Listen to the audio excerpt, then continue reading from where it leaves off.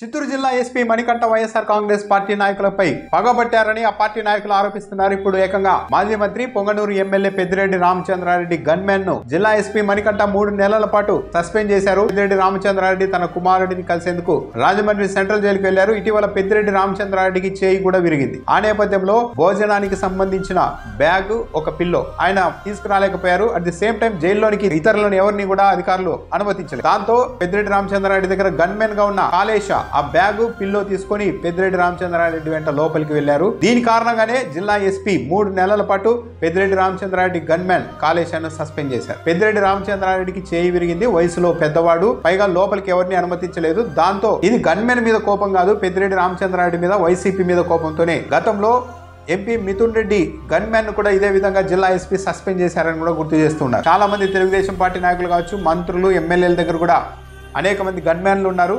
చాలా సమయంలో గన్మెన్లు ఇలాంటి చిన్న చిన్న సహాయాలు వాళ్ళకి సపోర్ట్ ఇవ్వడం అనేది చాలా సహజంగా జరుగుతుంటుంది.